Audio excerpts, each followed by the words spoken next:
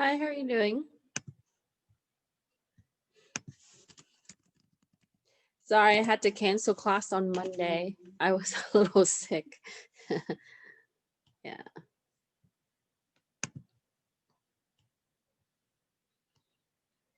Thank you.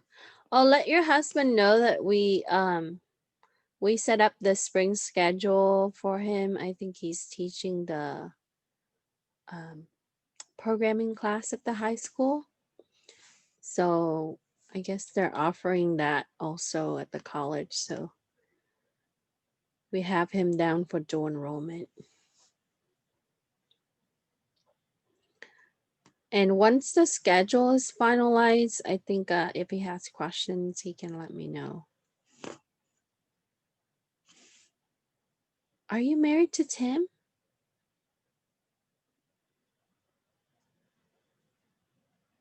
I thought you were married to Tim. Oh, sorry. I thought you were married to Tim. Oh, okay. Sorry. Yeah. I was under the impression that you were married to Tim because he sent me an email. But okay. Sorry about that. I got it mixed up. But so are you looking to do forensic? Is that or security? Is that what you're looking to do? Get a certification in it? Okay. So I have an upcoming, I just bought the soda port and then I'm gonna let the class know. So okay. So even from now until you graduate, even after the class, you have access to that because you took this class. There's one that's gonna be, I'll put in the link for you right now.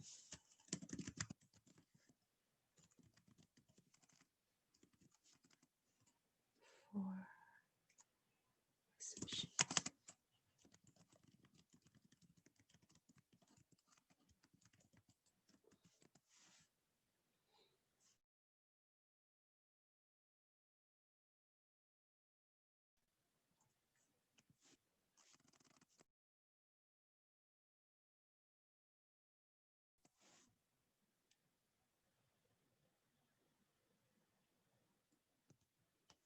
while we wait for the other people to.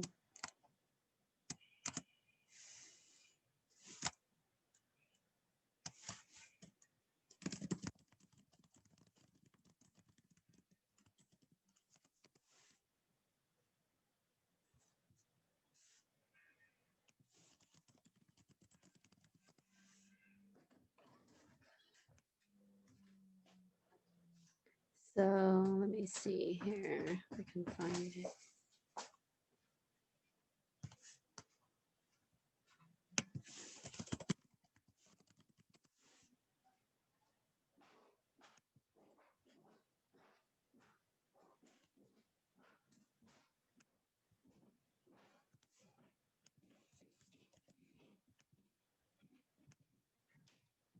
Okay, so this is, you can look at the information. This is what we bought a product. It's called Certiport, and they do some certification for Pearson View.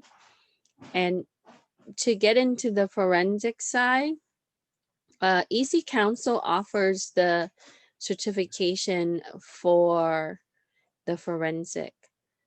However, they use other entity to certify for it.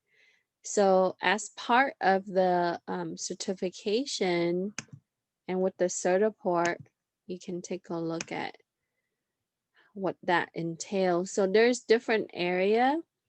So the second area is the CFA, and you can get an associate certification because the forensic investigator certification, it requires you to have some experience.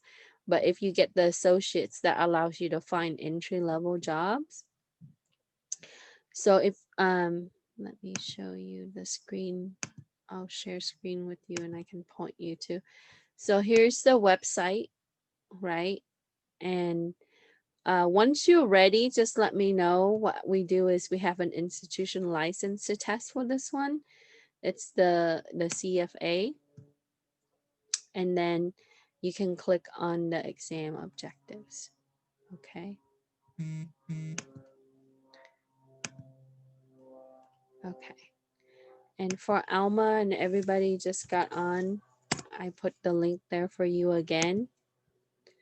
So as I was showing Jufen, that this is the product that we bought, and they have a certification for the associate level through EC Council. And EC Council certified for the cybersecurity area. They have many, but the product that we get is gonna focus on these two. So we can use Certiport to get certified for cyber forensic. I submitted in the requisition, so we should be able to get that soon. And so for this class, you can study after the class or at the end of the class, and you can focus on getting the CFA. And the exam objectives are listed here. Okay. So for the CFA certification, you can download that and you can look at the type of information. There's tutorials, and then after a certain amount of time, they retire certain certifications. So under Certiport, we bought a lot of these products. So you're not just limited to the EC Console product, but for this class, it's focusing on this one. Let me see if I can even load the file, or it's not able to show it. But you can find out the information on the certifications. Once you're ready, I can set you up with the login and you can test it from home. Okay. Down the line, we might write a Swift one for the programming side. But other than that, right now we have, we didn't get the Autodesk one, but you know, the Microsoft one. So that's for you to see. Okay, so I guess it's 5. Let's get started. Sorry I missed Monday. I was a little ill. I think just working a lot of hours over the last couple of months just got to me. But I'm back. I'm good. So we have this chapter and one more chapter to cover. My plan for next week is to talk about the course project, what you have to do. I will release the document and the files so you can start working on that. Our course project is not going to be due until December 16th, which is the last day of class. So if you submit it before then, that's fine. So I will have a couple of the parts for the project. So the output for the project would be the report writing, which we're going to go over today. So you have to get your artifacts, analyze it, and then put together the document. So in this week, I released the notes, which is chapter 10, very short. So if you have read that, that just gives you the summary. I also released some of the templates so you can see how to put together the report. Okay. San has some instructions on how to put it together. It gives you like an example of a case, and then how the acquisition and the preparation was involved. So they gathered the information from the email, and then how they put all of that together. And so San does a lot of training for security professional. It's very expensive. They do have their own master degree in cybersecurity. It's considered private institutions or nonprofit. But so you can take a look at the resources that I posted and how to go through and prepare. So the second one, this is a template. And I modified the template a little bit to make it more accessible. So I'll show you instead of re-downloading it. And so this one is more of like a form.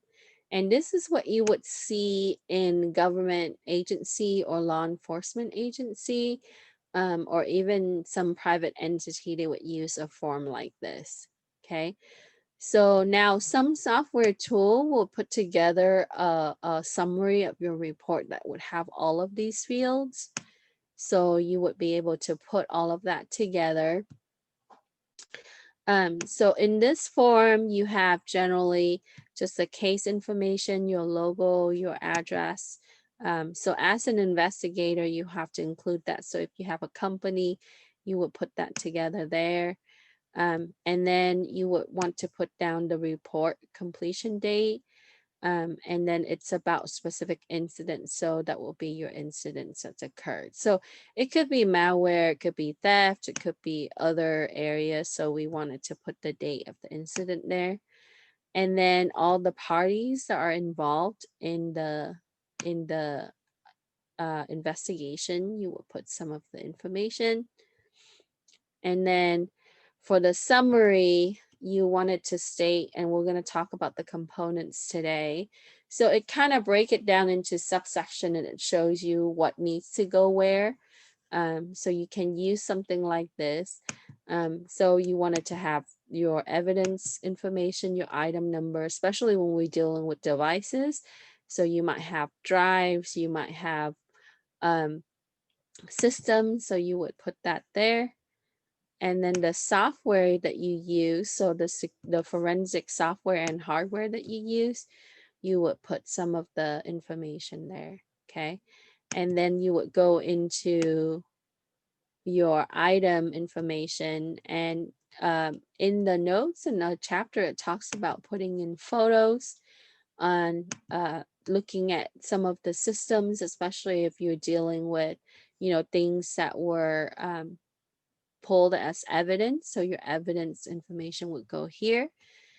Then we talked about hash before to be able to have the originality of the evidence or the integrity of the evidence. So if you have your hash value, you would use that here. Okay, so you would document that there. And then the next section is your image. So with the project, I'm releasing the image only. Unless I mail out the USB to you, which takes a few days to get there. And I'll see which process is better, but I think if you can download it, it's better. So we're just going to use cloud. But if you have an image that you use, you wanted to make a copy of that image and you want to document it. So for forensic imaging here, if it's government owned, you have to specify that. If it's not government owned, you have to specify it as well. And then for the analysis process, what you use to look into that image, so you have to report that. Okay, so in the case where you have issues, if hash is not matching, you also have to document it because it was tampered or it was modified possibly by another investigator. You have to document it. With the virus and the malware, if you have virus and malware, you have to specify that from the image, of course, or no malware. So here it gives you some of the main sections. Sometime in the computer, we have to look at basic input output information, the system setup, the BIOS that points back to the hardware. Okay. And if it's cellular phone, if the time is changed based on the network, that would need to be documented. And then when you complete how you dispose the evidence, right? Whether it's going to be retained in the location for a certain amount of time, a secured location, so we have to state that. And then once that's been done, is it going to be released back to the company or certain owners? We have to state that as well. Okay, so that's in general. And then your findings and your conclusions. If you have additional document, you want to attach that. Okay. And then in a lot of cases, we have to go through superior approvals, and you would sign, and then the approver would sign. So this is something that you would see more government-based law enforcement based type of form. So this is another format. Okay. And then the second one, or the third one is this one. And this is an actual report. They use this to train professionals in this area, so you can see how a whole document will be put together. So they have some introduction and the learning outcome, because this is part of the course. So that first part is not important, but so the module 7 here talks about report writing, what you need to have, like a title page, item analysis relevant. So you can go to that specific section to kind of take a look at, what kind of details you should be included, like right here. Okay. So it tells you about note taking, which we're going to talk about, authorization, what to put on the title page. So I would suggest looking at this guideline so that way you know what to do as a professional to put it together. So an example of a title page would look like this. Okay, and this is on page 18 of that third link, which is a document that you can download. So you can type it up in Microsoft Word, or if you use a Google Doc, you just gotta save it as a PDF. And so it gives you various sections on how to approach, how to put together the findings, what it is. If you have something for the web, you will put it on the hyperlink. Okay. So this is a good guideline to look at and to identify the information and report it. Okay. Now, next week, we're going to talk about the interview part, which is also included in this particular document. It's about looking at witnesses and how to approach things ethically. So here also in the document, it talks about how you can conduct interview, because this is could be part of your report as well, and part of your investigation. So it talks about looking at your witnesses and your victims, especially with the cybercrime. So we don't want to be biased. And so it goes into the further section. So this is a good one to reference. Okay. And in a lot of cases too, you wanted to pre-write all your interview questions, of course. And when you work with a company, sometimes they want you to send the set of questions beforehand, so that way they can prepare for the people for the interview, possibly. So in such case, you have to have a process, and then you have to identify the individual you want to interview. Okay. All right. So we'll touch back on that a little bit next week. And so now what I'm going to do is I'm going to flip back to the page here. And then lastly, another example. This one was done by a student for a university for this particular type of course. So I wanted to show you how you can put it together, a whole document, how thorough that would be, right? So you would start with the table of content, and then you would have relevant pages for different sections. So we're going to talk about some of the main sections there. And also depending on the cases, right, you can have a very large sections on the evidence. Like in this one, it covers the legal issues, search and seizure, which goes into the process. And then it talks about how they process that, who was involved in processing that. Okay, like the investigators that were involved in that. Okay. And so that kind of give you an overview of how that would be put together. Okay. All right. So you can find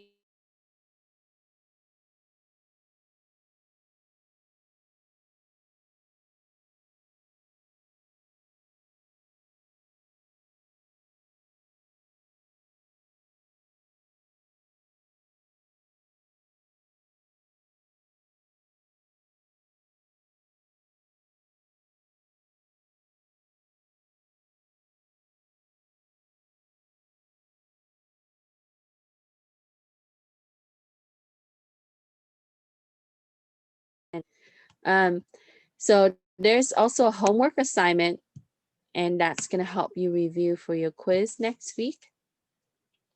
Okay. So make sure you check that out, and you can use all your prior assignments and notes to go over all the questions. So the quiz next week is going to be chapter 6 through 10, 4 chapters, 6 through 10. And so it would include some of the questions similar to your assignments. And this is a homework grade, so make sure you complete that. Okay. So that's what we have to do as far as this week. This is not due until next week, so you can spend some time to look over some of the materials. Okay. Any question? Professor Wen, I had a quick question. Yeah. When we turn in our report, does it have to look like the last one that you showed us, the PDF file, or can we follow a different template? You can follow different templates. Like the other template I show is more of like a form, but I will give you a rubric on the things that I'm going to look for in the report, like the major components, which we're going to talk about today, right? So yes, you just have to make sure that you met the objective of the course project. So you don't have to follow like the last one. That's just an example. Okay. Okay. Yeah. You're welcome. Yeah. So everybody, so we should have some kind of structure, the main structure, but then, you don't have to be as detailed as they would put it together. I just wanted to show you that there's various example on there. Okay. Good question. Okay. Let me close this. All right. So let's talk about Unit 10, Chapter 10. And if you just join, I'm going to re-add the chat link because you're not going to be able to see all the prior chat. So after this class, you can attempt the Associates for CFA, which is offered through the EC Council, and Certiport is the body, the company that's certified for it. And because you wanted to do it the associate level, as in that would help you with the entry level job for this area of cybersecurity. Therefore, we want to be having that on our resume. So once you feel like you're ready, you contact me and I will be able to give you access to the exam itself. We had acquired the product as of this week, so I will wait for the vendor next week to let me know. And I can also give you a list of what other certifications that you can pursue, but for this class it's only going to be the associate for the CFA, which you can find with the link that I dropped into the chat. Okay, that's through EC Council. And then the other class, the CIS27B, is the ethical hacking one. So you can attempt the other certification, which is CEH Associates, because the regular one is like $1,000. So we can do the entry level of it. And on the regular CH, you also have to have some documented professional experience. So after you complete your apprenticeship, and if you hold that certification, they'll just upgrade you automatically as you renew it. Okay. And if you have questions, let me know. All right, so let's talk about chapter 10, which is, we were coming to the end now, and I will release the project next week, as I mentioned. So the last part is important because this is also required for your project. So what's the point of finding everything and if we don't document it and we don't present it, right? So the last chapter 10 before chapter 11 is the last one. It talks about effective note taking in report writing. So as you go through for our course project, you have to start right from scratch with taking down the notes, and the notes is going to help you put together an effective report. So we wanted to include the details, and you can go about it a few ways. You can use a computer and type up your notes. You can use your phone to add your notes and take pictures. you can also handwrite it, right? But at some point you would take pictures of devices and systems, not necessarily for our course project, but we want to have some form of notes so that way you can build your reporting. Okay. And the important things that we need to remember is if you don't write it down, it's didn't happen, because it's really hard to recall something that you have done over the days or the months and the year. And in some investigation, it could last for years. So what you have is, and also in a very large case where it involves, you know, multiple victims or multiple suspects, right? That can be a lot of things. So we wanted to start with taking the notes. Okay. So in the first question, it asks you, why is note-taking important in digital forensic reporting? We can state that it provides the details of the investigation which can be used for reporting. And because we can have a lot of different things, we can analyze many devices, we can interview a lot of people. So as you go through the process of investigation, since the first chapter until now, right, you would want to make sure you take good notes. Okay.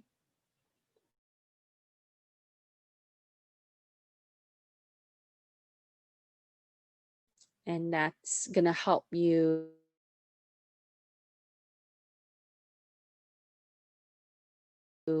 writing the report. A project, okay, like copying the image, what the image information, you have to make the notes for that. So my internet is a little spotty. I'm going to turn off my video real quick, hopefully, because it gets a little busy right now. Okay.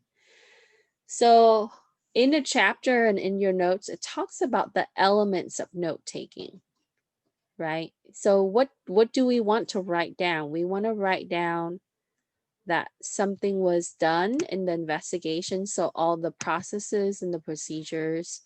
So anything that you've done in the investigation, you wanted to write that down. Okay.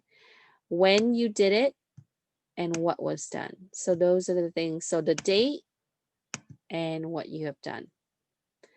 And then also the reason why something was done. Okay. And then our findings, what was seen or found in the investigation. So you have to also write down your observations, right? And then what you find in the evidence. Okay. So those are some of the important elements when we're taking notes for our reporting or for our case. Okay. And in some cases, in some scenario that the investigator would work on multiple cases, right? So you would want to make sure that the notes are separated and documented properly. Now, you can find this information on page 1. It tells you you wanted to write down when you did something, what you did, what you saw, and why you did something. Okay, and it gives you the detail. What action did you take? So when you're looking at RAM system, right? What did you, if you alter any evidence, you have to also write down the information, because that can cause problem down the line and you wanted to be able to make a note of that. Okay. And if you're working with people, suspects, victims, you also need to write down their information. So in the form, you saw that we want to write down their name, their address, so their general information, their contact information. We also need to make a note of our digital evidence, where the location of that physically, and also if you're using cloud, right? Who is that hosted by, what company, etc. Now, in some cases, we want to put down the conditions because sometimes you would receive damaged device, right? So we wanted to put the state of that type of evidence. Okay. So if the bags were open, could be a sign of tampering or non-secured evidence, because as you receive the damaged system, you don't want to be the source, right? You don't want to be seen as a source for that damage. So we want to make sure that we state that as well. Okay. Now, with the hardware, we wanted to put down the serial number, the model number, firmware information. That's important because firmware could say a lot about that particular device. Okay. Because we have a lot of smart devices too that interconnect. So you want to make a note of that as well. Okay. So they say that it's also important to take pictures. And so we want to use something that to take picture, digital camera, or, you know, a device like you would have for you yourself. That would be a smartphone. And then we can store those photos onto the case file folder. Okay. So I would have like some form of USB and be able to store that. So in the next question, it asks you, it says, why should you take photo and document the condition of the device? We want to reinforce the integrity and the accountability of the investigator and the process. Because if your process is being questioned, right, we actually can go back and show them the condition of the device that we have to work with, right, based on the photos and the documentation. So I want to make sure that we reinforce these things.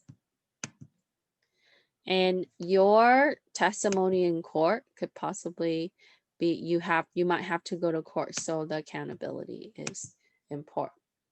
That's why they certify these people. That's why you go through training for these things. Okay. All right. So here it talks about the photo and the system condition, and also find this on the end of page 1.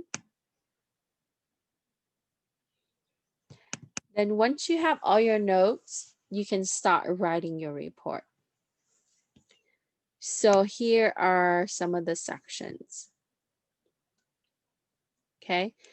But as you attempt with this, when you first begin writing your report, you have to think about who is your audience. Because if you have lawyers, judges, and jury, if you give too much technical information, you will lose them. They're not going to be able to understand. Now, if you write a report for chief of the CIO or security team or technical people, you can include a lot of the technical details, acronyms, jargons, and they will be able to understand it, right? So if your report is going to go to lawyers, judges, etc., we want to use less of the technical jargons. And if we do, we want to have the definition. Okay. So you wanted to define even what a virus would be, right? Malware, those type of terms, or protocols that you're using, HTTP, POP3, right? Port number, what's a port number, and what does it mean? So something very basic, because not everybody, you can't assume that people would know what that means. Okay. So the type of audience, we have to think about the type of audience that we are addressing. Now, in the administrative section, you wanted to state the company that you're representing or the agency, your case number, participant information, and a brief history of the investigation. So like a brief summary of what you're trying to find. Okay. And sometimes this can also, with the participants, this can also be the victims, the suspect, right? People you interview, witnesses. Okay. So in the administrative information, you want to include the general information about your investigation, who's involved, what company you're representing. Also, if there's a search warrant that was issued, you need to include that. Okay. Now for private entity, or if when people give consent, we talked about that before in the prior chapters, you won't have to use a search warrant. Search warrant is often used for law enforcement or public agency. Okay. So if you have that, we want to include that. Okay. So let's answer the next question. Why, sorry, I mistyped there. Why should you consider the type of audience to address in the digital forensic report? To really emphasize different technical levels and details in the report. We would have less technical jargons and information, right? We would have enough information to present our findings and our evidence and findings, but not so much where it would confuse the reader. Okay. So knowing who is your audience is important. Okay. So for the course project, what I want you to how I want you to approach it is that you would submit it for the general, right? Don't assume that I would know all of these things. So I wanted to see if you're able to maybe present this report to attorneys or people that might not know all the technical area. Okay. And when you include the technical details, we wanted to define it or specify what it is, give a description of it. So in the administrative section of our report, we wanted to put case information, participants, investigators, suspects, victims, search authorities, warrants, affidavit, and a brief summary of the case.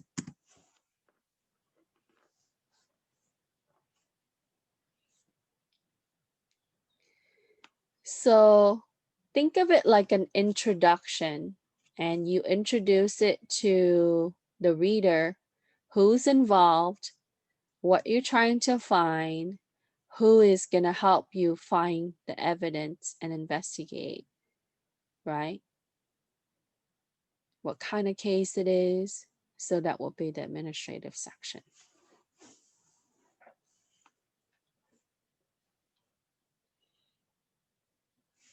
Any question on this?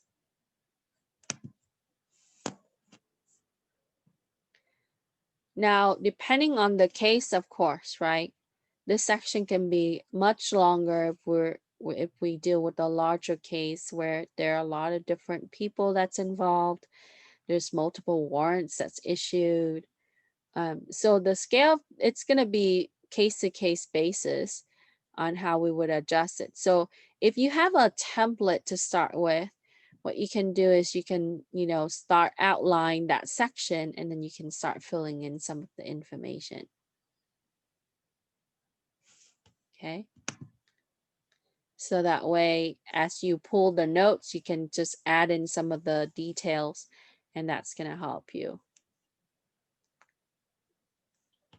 Okay, so the first section of the report should be administrative. Then the next section of your report, after you have your administrative section, this is on page 2, is your executive summary. I had a mistype there.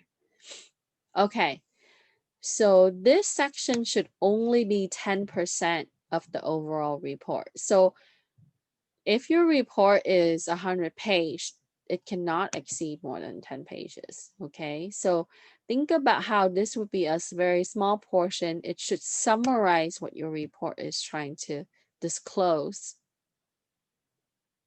So when somebody read your executive summary, they should have a high level of understanding of what your case is about and what you're doing with that case. Okay. And the flow of this, it's gonna set the narrative timeline, right, on how you would look through, you know, you gather certain evidence and you look through it. So it kind of set a timeline, like, you know, for that case. Okay. And you would want to add in your findings in the conclusion. So a lot of the times, you know, you would find an executive summary in a lot of different document, and I've done executive summary for different type of documents. What I do is I leave the finding and the conclusion sections or the recommendation sections, you know, somewhat loose, and then I would go back and add more to it once I finish the narrative or the larger portion of the report, the body of it. Okay. So officially, this is, you know, another introductory part. So the first one was kind of like, oh, so these are the entities that are involved. These are the things, right? These are the people. And then this gives us an overall picture of what we are, the process and the procedures that's happening. So about 10% of that. Okay. So the example the book gives you is something like this. Okay. During the examination, I found 10 images whose content depicted what appears to be male, female, juvenile engaged in illicit activities. The images are located in pictures folder for the account. And they use it like this because the majority of the companies and people use Windows PC, and they would know, oh, the pictures folder where that would be located. Okay.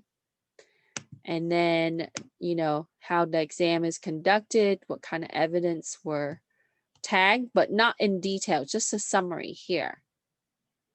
Okay. And, you know, so a little bit more on the case there. And then you can say that for additional details, they would go into the exhibit number 1, 2, 3, 4, 5, 6, 7, 8, 100, whatever, right, in the report. So it kind of lead them to certain sections. So if they wanted to look at that, they'll just go to that page. Okay. So in the executive summary for question 6, we wanted to give the audience a high level overview. I should say overview of what occurred in the investigation. It should only be 10% of your investigation information, as it is called summary.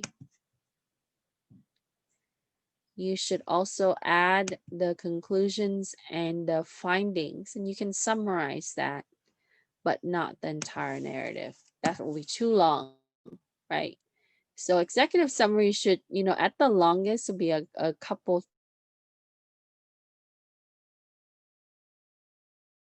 to 3 pages page. Okay. So we wanted to keep that brief, but, you know, give a high level overview. Any question on this section? So as I mentioned, the course project outcome, we wanted to produce the report. That's what we want for this class. And part of the rubric, I will release that next week. You would see that I will look for a certain section. So I will look for something that would show as the administrative section and something that would show as executive summary. And many of the templates that you will find online, they simply just have those, like executive summary. And I include that as part of the module, some example. Okay. The narrative is going to be the longest section that you're going to have, and that follows the executive summary. So as you go through and gather your evidence and analyze it, those notes are going to go into the narrative section. Okay.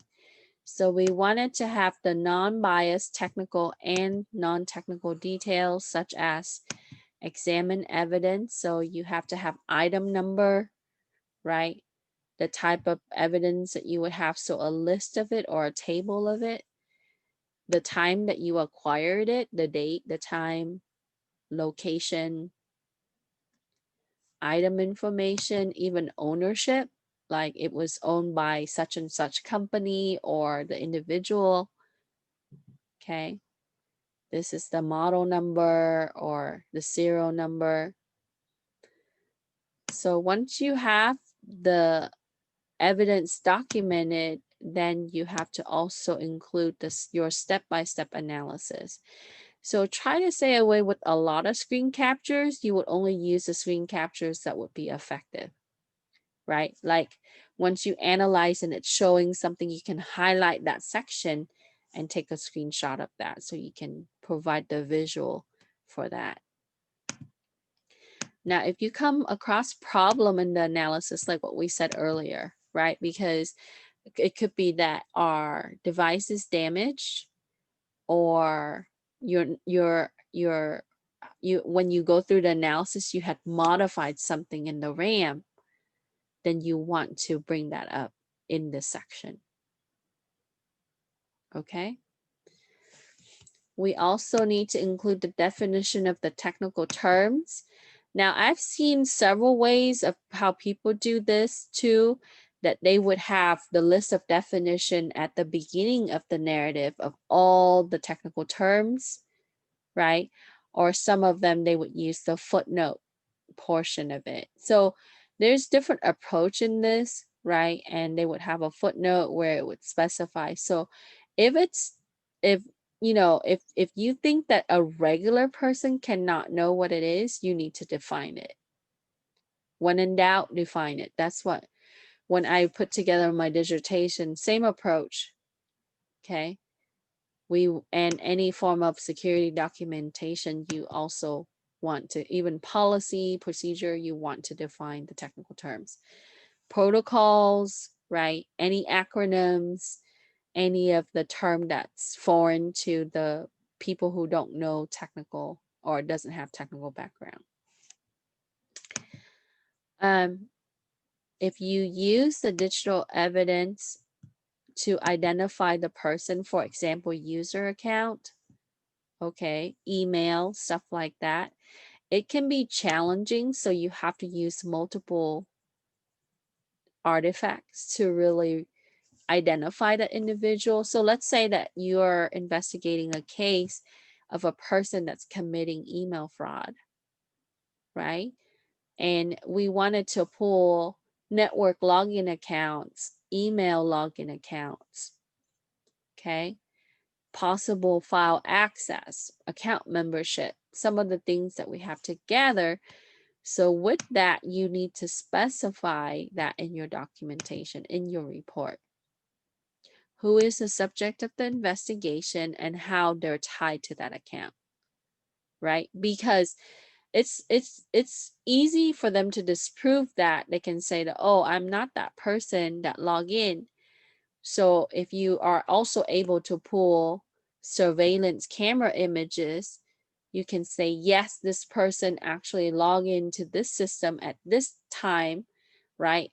The camera shows this, and also the network shows this, and the email shows this. So all of those things need to be chronologically presented, and that's important. So with that, we want to have a section on exhibits of our artifacts. SD cards, drives, RAM, systems, servers, cloud storage, email, right? And for each of those, you need to include the analysis output. Okay. What did you find? How did you analyze it? Okay. So your findings and the conclusions would be following that. So our notes will be very useful for the narrative section. And as you see that sometimes they would use table, right? A list. And then in that they would have, you know, explanation for each of the items or each of the exhibit. Like you would have exhibit 1 and it's this. Because in the court cases, as you've seen on shows and even the news, they would pull that exhibit and they would project it or they would show it, and then they would have somebody that would answer the questions. And if you're that investigator, they would ask you because you're the expert. Okay. Okay, so that's not just, so these things need to go into the narrative for number 7. Okay, any question?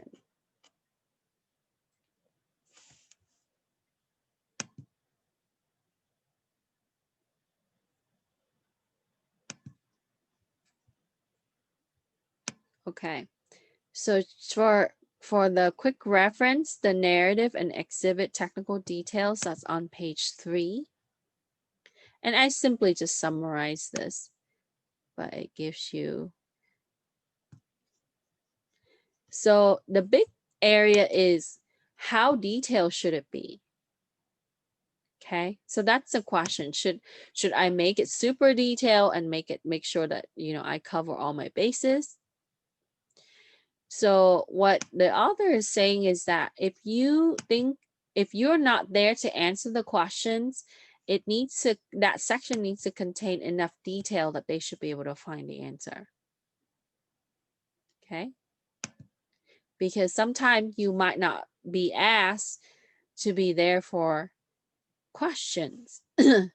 So they're going to use your document to be able to make their decision.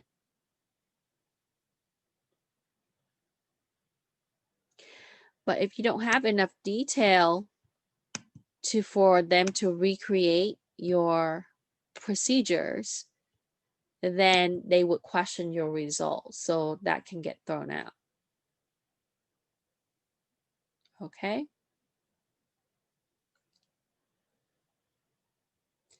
And here it talks about identifying the user, right?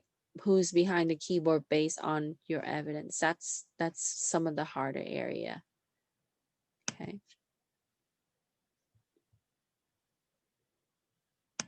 Okay.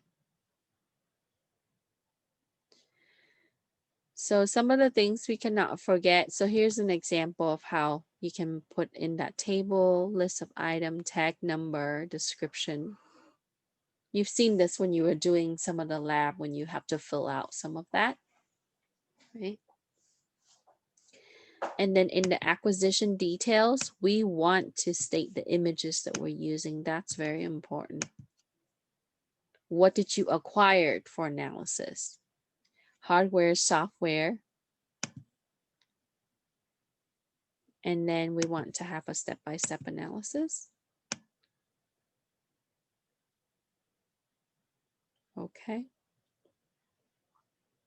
So we also want to mention how we created the image or copy that image and use that image. Okay, so the creation of the forensic image,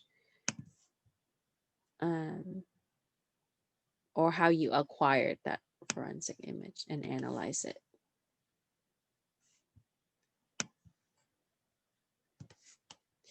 Then once you have that, then you specify, you write down the analysis details. So all your screenshot needs to have some form of description. Like, you know how you look at the textbook, they would have like figure 4.2 and it would say what that is. So you have to give them a general description of what that image is. Okay, because we can't assume that they know what that is.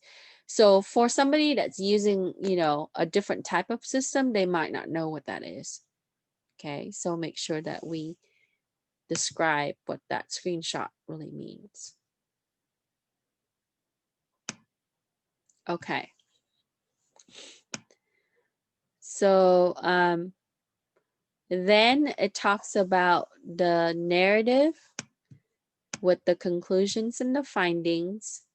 So here's an example. It says, based on my examination of the following evidence, and then you would list the items, I find that, and then you can lay out the facts based on the artifacts. Okay. So you don't want anything that's fluffing that section, right? So be very direct and clear, unbiased. Okay. Every area of cybersecurity require reporting. Okay. Whether it's a presentation or a lot of times you have to write and put things together, write policy, write procedures. You know, even in ethical hacking, they have to put together a report similar to this. Okay. So this field requires you that you have to be able to put together content that can be read and understood by other entity. Okay, so we can practice it in the classes, and then that way you can carry it out in the professional career. Okay, in the exhibits, we wanted to have specific sections for our exhibits. Okay, and here they give you, so each of the exhibit, you should have a tag number, product information, timestamp, all of that. So this is an example of the old compact system. Okay. Now for the software and the firmware, make sure that you put down version numbers. Okay, so that's very important. Version numbers. And then also looking at who provided the licenses. Are the license, if the licenses are authentic. So it would look like this. Okay. Then lastly, we have a glossary, which gives, you can have a list of key terms or keywords that would relate to a certain page. Very much like if you're looking at a very large textbook, right? At the end, they would have a glossary. So if I'm looking for something that would relate it to the case, I can find those keywords and then be able to point to the case. And everybody has their own approach in how they would build the glossary for this. But the approach that you should take is that when a person is lost and they need to find, let's say that your report is 100-page. And if they need to quickly go to a certain area of the report, how can they use a glossary in order to find that, right? Okay. Now, in this one, it doesn't mention anything about table of content. Table of content is also important to use because it helps the user, the reader, can quickly navigate through your document. So a lot of the times you would see table of content in this type of document. But these are some of the major area. So let's answer the next few questions. So for question 8, it says, what should you include as part of the analysis details in the report narratives? You would have device information, ownership of the device, right? Because if it's a bring your own device to work from the user, that would be analyzed differently than the company's own one, right? So now you have to get the authorization of the owner, and if they're using it at work, right? So there's some area that we have to look into if the ownership can be specific. Then results and screen captures, findings, and conclusions of the analysis. So the analysis detail portion is only about the analysis. Then the technical details or the exhibit, it's about the system, the devices, the date and time, the things, the components for that system.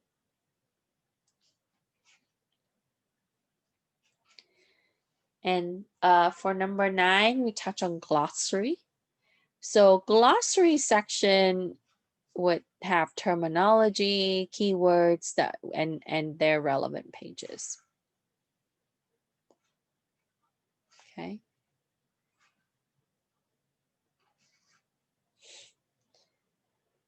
And there are different formats that are used. So now I think a lot of the software tool, they're trying to integrate web enhanced software tools, like you can link a case and it will tie to a cloud server. So that way it can access, company-wide, etc. And then there's some tools that would just be local to the system. But all in the type of format, we should use a PDF format, because that way somebody that's using different type of system, they can read it. Okay, because you would have attorneys, they might using an Apple system, and then other attorneys, they might just use their phone to be able to read your report. So they can use PDF readers to be able to look through the report. And even in the court system, they don't necessarily use Windows. So if you have it as a .doc, you wanted to convert it, save it as a .pdf. And then some companies would require you to publish it online, right? Or put it in a location for a certain server, right? Storage, cloud storage, etc. So you can just upload the file and, or the folder itself that contains all the details. Okay. And a lot of the times you would have like the report, all the related photos, right? And investigators, they also include their digital notes or sometime an image of their handwritten notes in their case folder. So that will probably, so that way you can always go back and look at specific things if it's being questioned, right? You can look at your notes, you can point to the photos, you can use the photos that's related to your reporting document. Okay. So with that said, those are the major components of your forensic report. Any question? Now, if it's web-based, usually you have to authenticate to it, right? You would have an account, they would give you an account, and then you would be able to put that online. And I think we're going to transition more toward that area. But a lot of times, once it gets to the reporting stage, it's at the end already, right? Like you already done your analysis. And if it's, if it's a criminal related case, a lot of the informations are already public. Now, if it's internal to the company, you really have to look at how they classify that type of data.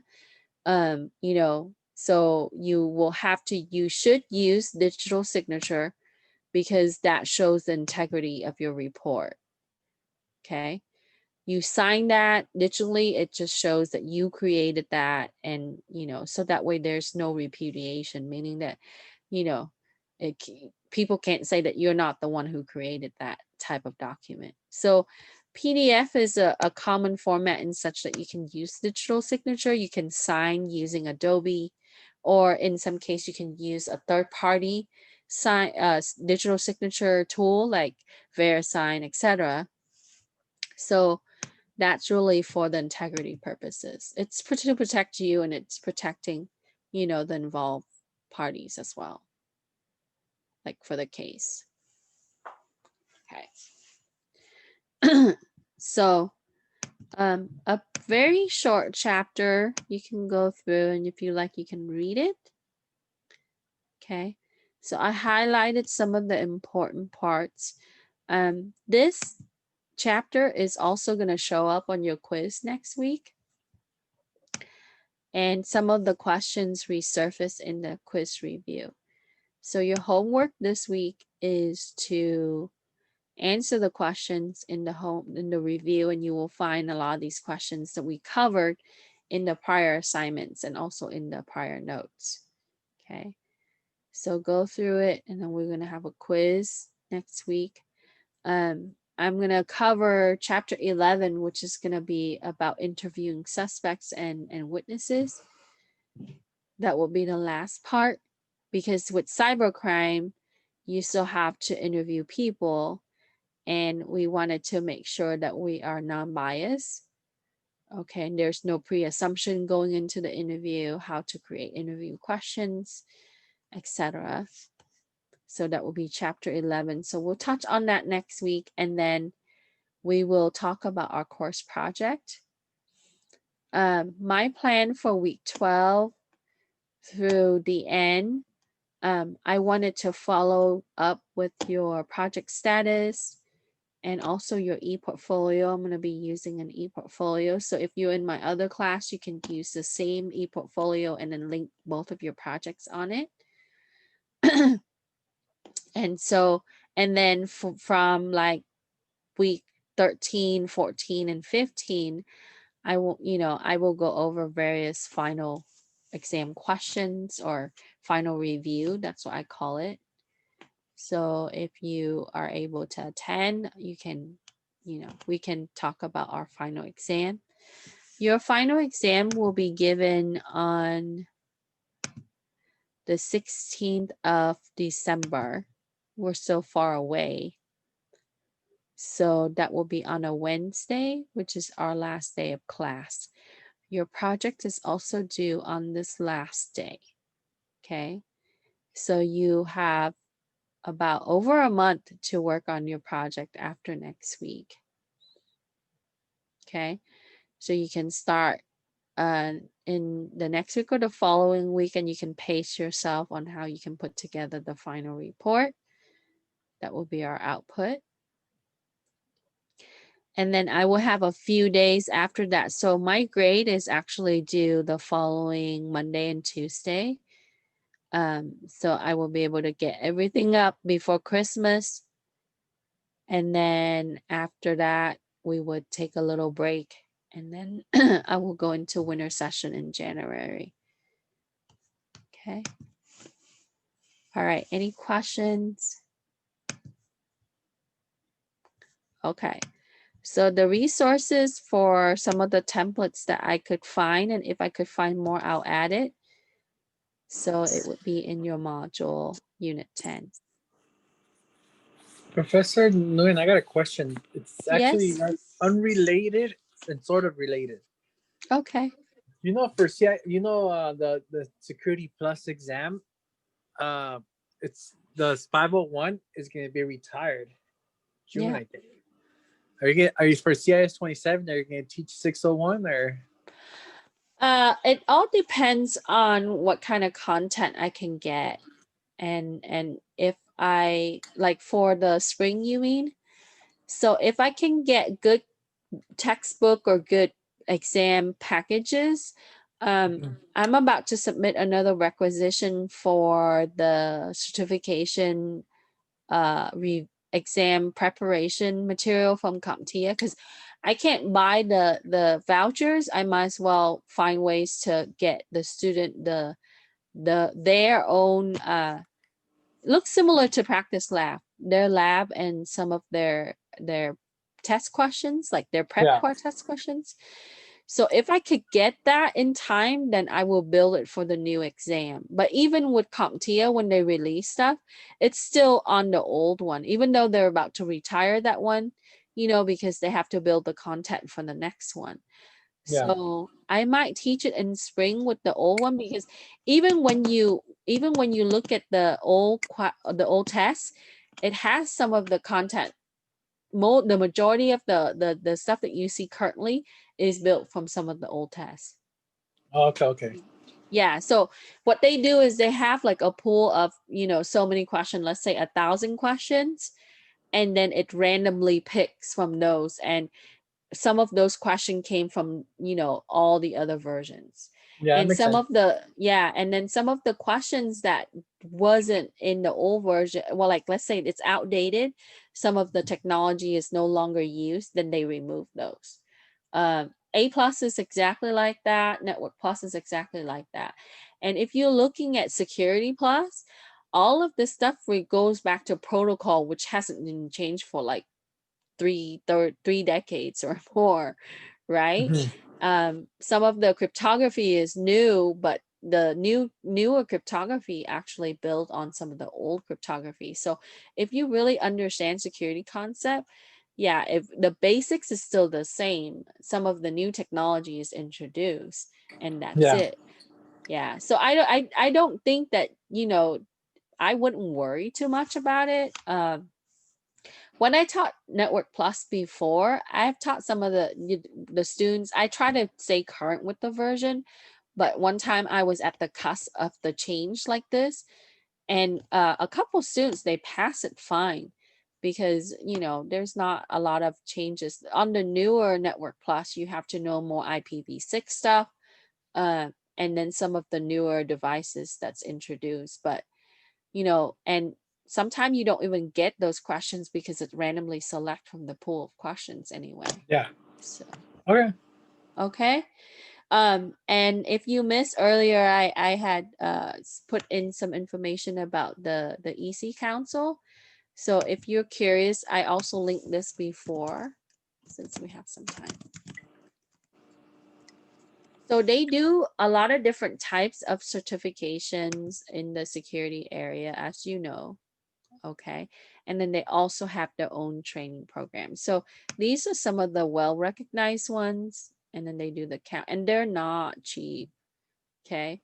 So and my former students, they took CEH when it was super cheap when it first came out, but they had raised the price because there's demand for it. And the same thing with forensic, right? And if you do work for a law enforcement entity, they have their own training, and then also like the government-based certification that they use. So you would see that. So we had partnered up with a company that's going to be certifying for them.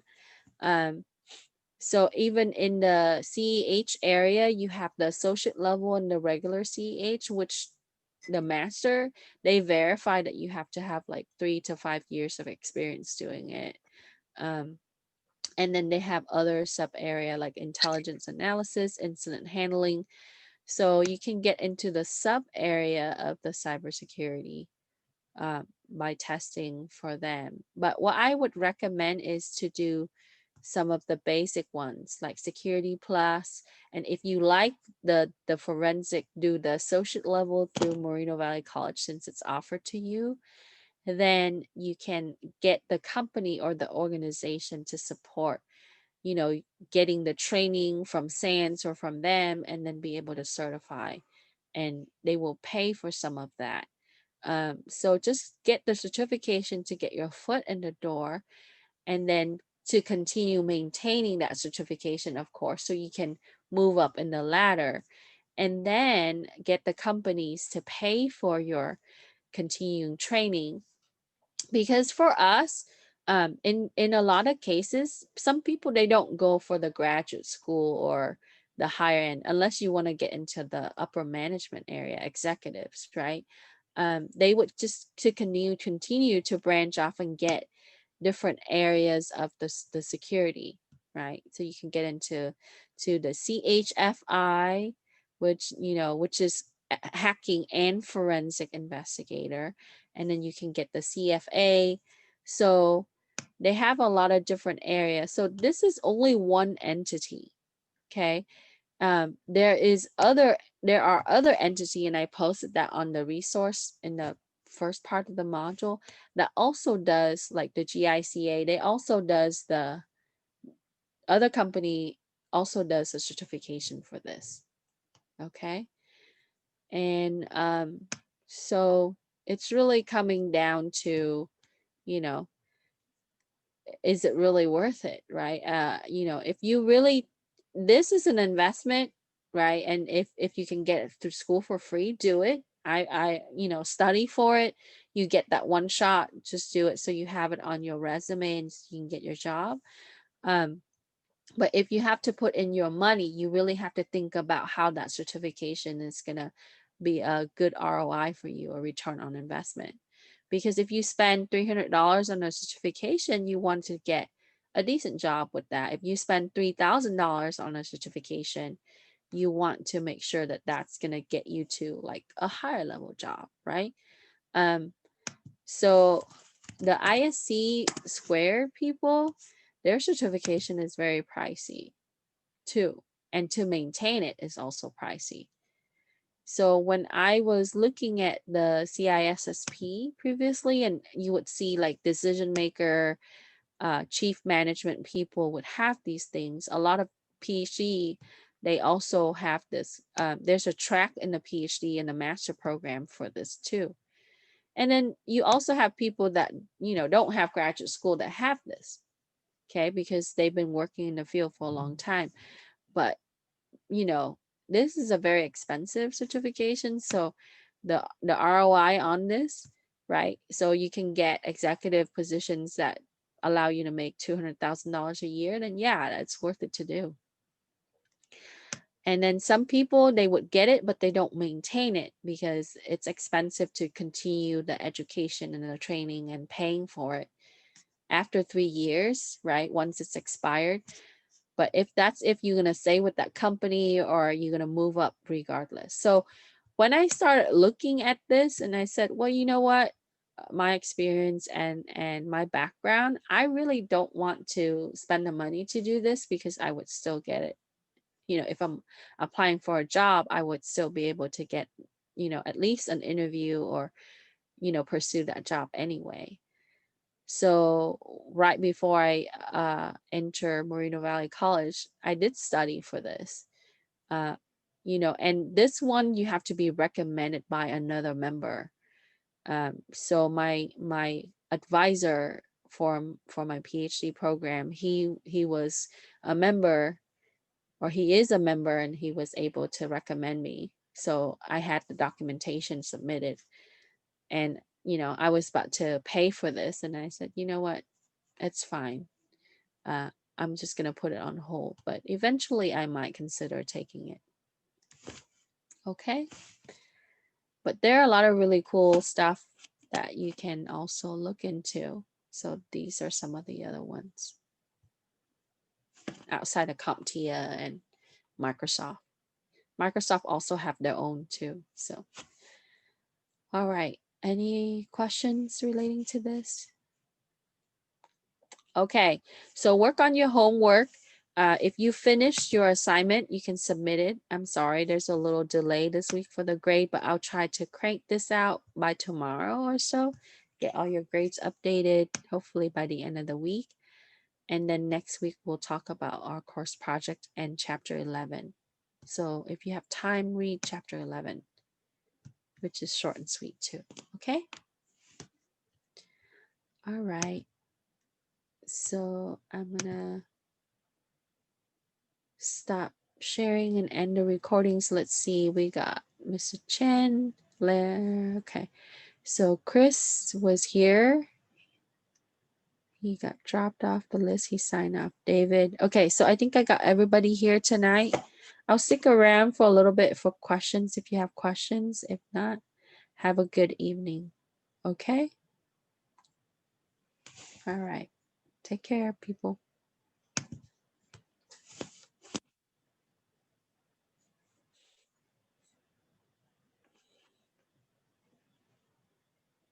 David, you okay? You have any questions?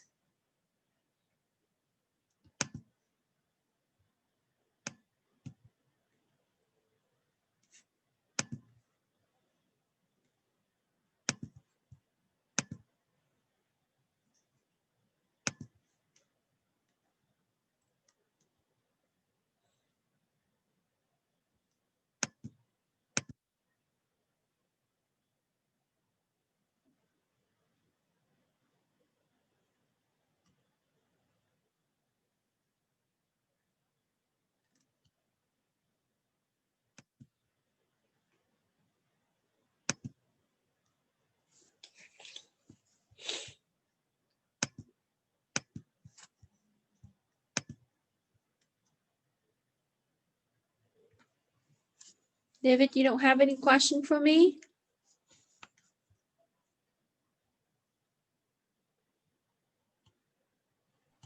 Oh yeah, sorry, I was taking out the trash.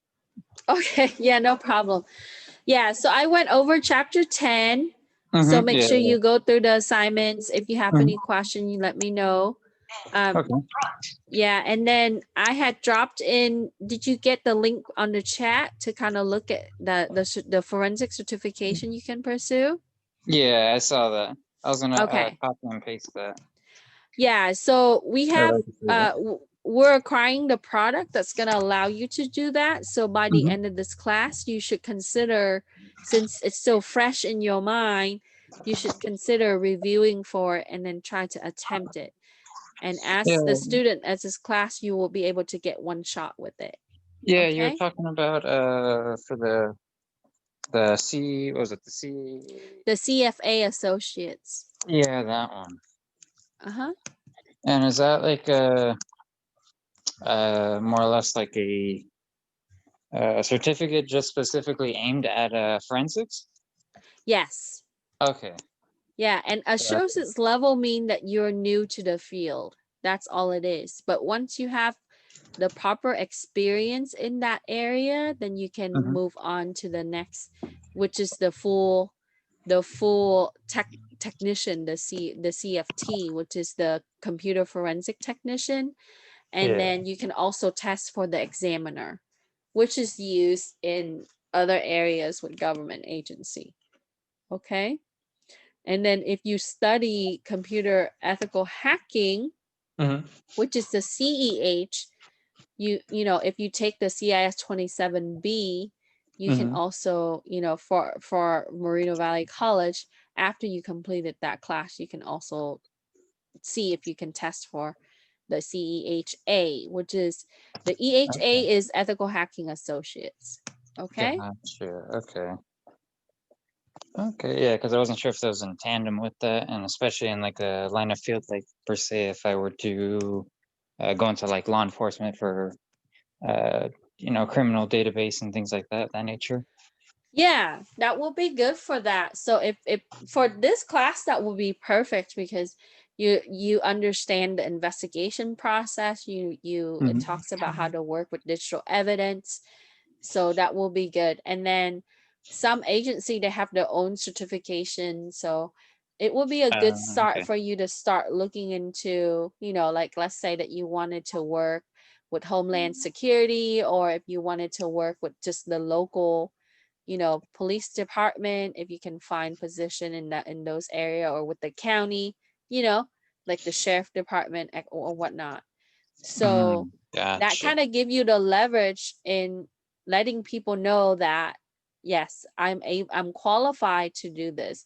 So industry certification just a way for us to really say that, you know, we know how to handle certain things by standards. So that will be good. Okay. Okay. All right. Appreciate it. Huh? And then No problem. what was it? Oh yeah, I'm gonna be turning in assignments today because recently I've been what do you call it? Freaking busy because I got a full-time job, and I'm like, oh god. So Oh, really? yeah, Good so for today you. just happened to be my day off, and I'm like, oh man, kind of nice to relax a little bit, but it's always go go go. So now I'm gonna definitely be turning in those assignments so I can keep up and catch up. I really need Okay. to. Yeah, I know. Just it's as it winding down to the last month and a half, right? So this is week 10. Yeah, So and if how you many can months try to just is it? Just we 1 month have, left? yeah, it's about 6 weeks after today. Okay, yeah, then I'll definitely be hammering out those assignments within this week So because I just try to definitely do a want to few catch up. more, a couple every week to catch up. Okay? Yeah, and then read the chapters along with them to help me refresh and retain the information learned. Yeah. Okay. Make sure you do. So the homework helps you kind of review all the prior chapters too. So I posted the homework Yeah. assignment. Okay. All Yeah. right. Gotcha. All right. Appreciate it. Okay. No All right. problem. Have a wonderful evening. Take care, David. All right. You too. Bye bye. Bye.